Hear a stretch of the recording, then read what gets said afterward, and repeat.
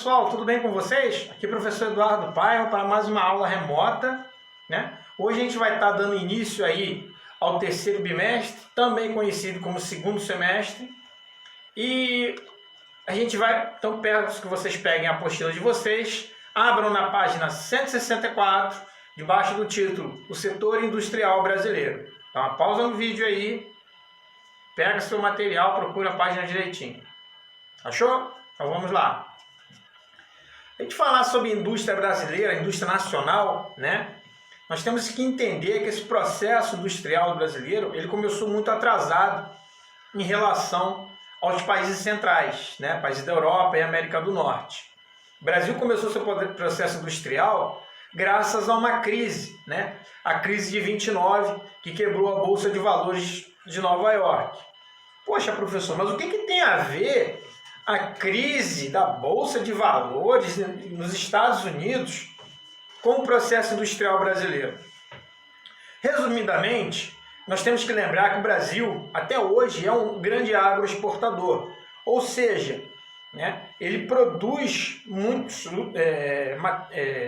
matérias-primas ou vegetais, né, a sua agricultura é muito forte, tá, na participação econômica, o setor de agricultura.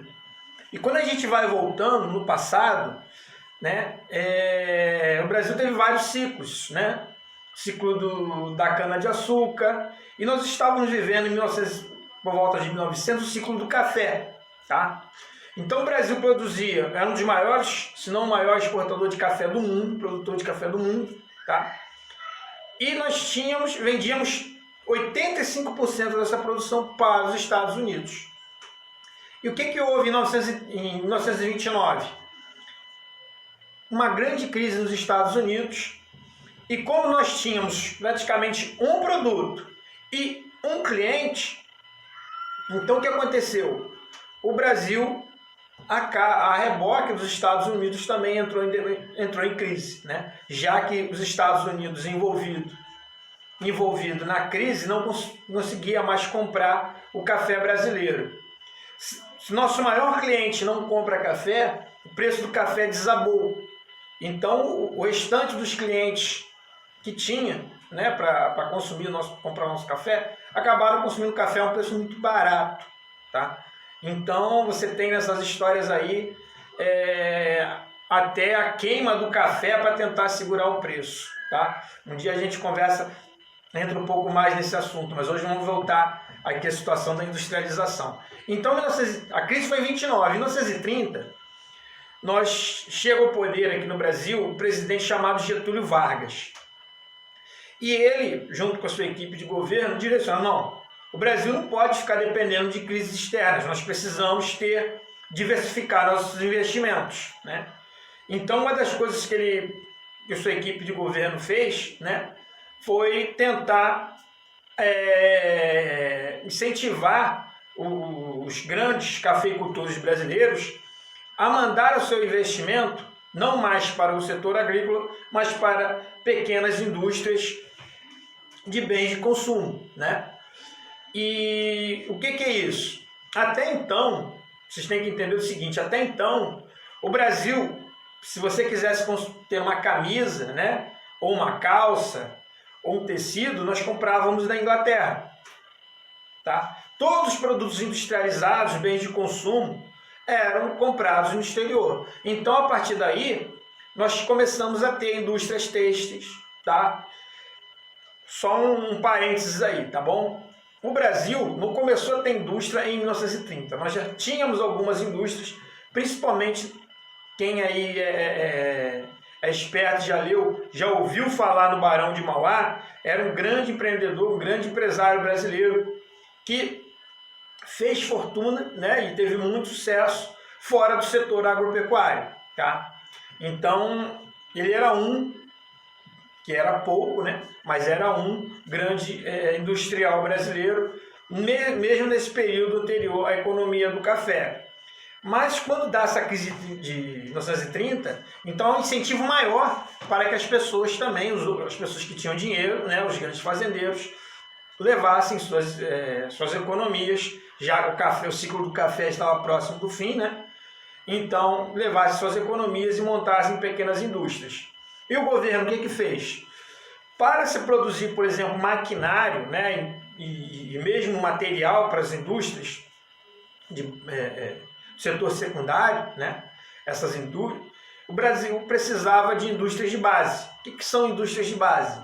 São aquelas que fabricam o metal, né, transformam o minério de ferro em metal utilizável. Nós tínhamos petróleo no Brasil, precisávamos refinar para tirar combustíveis como a gasolina. Então o Brasil, a partir de 1930, passa por um longo processo, que esse processo vai até mais ou menos a década de 50, 60, né, com a Petrobras.